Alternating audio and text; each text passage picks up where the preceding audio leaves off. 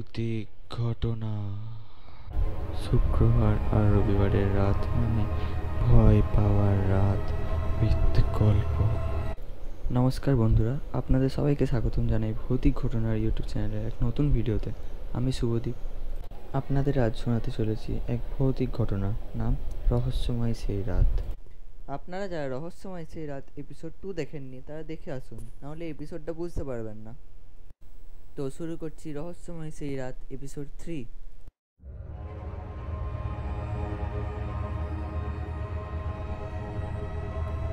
যখন আমরা সান রাজ্যের সীমান্তে পৌঁছলাম তখন হঠাৎ আকাশের মুখ ভাঙা, মুষলধারে বৃষ্টি হচ্ছে। পার্বত্য নদী আরও উন্মুক্ত হয়ে উঠেছে, জলের স্রোতে ভেসে চলেছে মরা জানোয়ারদের দেহটুকু। শেষ পর্যন্ত আমরা ক্যাল শহরে পৌঁছলাম। এতক্ষণ অনিশ্চিত অবস্থার মধ্যে প্রহর গুনতে হয়েছিল, এখন যেন একটু নিরাপত্তার সন্ধান পেলাম। ক্যালসন হলো এই রাজ্যের প্রধান শহর। বেলা 2টোর সময় সেই রাজ্যের বুকে আমাদের পদচিহ্ন আঁকা হলো। ইতিমধ্যে পথ সময় ক্লান্ত হয়ে পড়ছিলাম, এখন দরকার একটি পরিচ্ছন্ন বিছানা। ভ্রমণের শেষের দিকটা মোটেই আরামদায়ক নয়। আমার এক বন্ধুর কাছ থেকে পরিচয়পত্র এনেছিলাম। স্থানীয় এক অফিসারকে উদ্দেশ্য করে লিখে দিয়েছিলাম তার বাড়িতে 2-4 দিন থাকতে পারব, এমন একটা ভরসা ছিল আমার মনের মধ্যে। শুনলাম কয়েকদিন আগে ওই অফিসার ইএমএল ও শহরের বদলি হয়ে গেছে।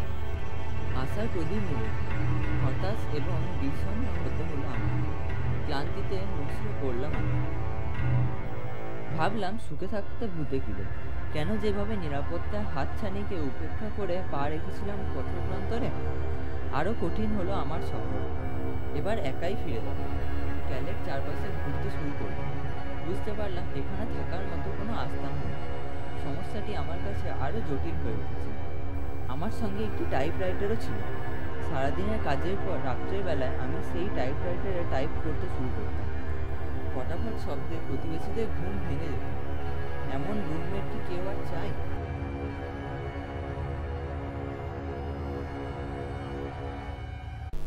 আপনাদের সবাইকে অসংখ্য ধন্যবাদ আমাদের ভৌতিক ঘটনার ভিডিও দেখার জন্য।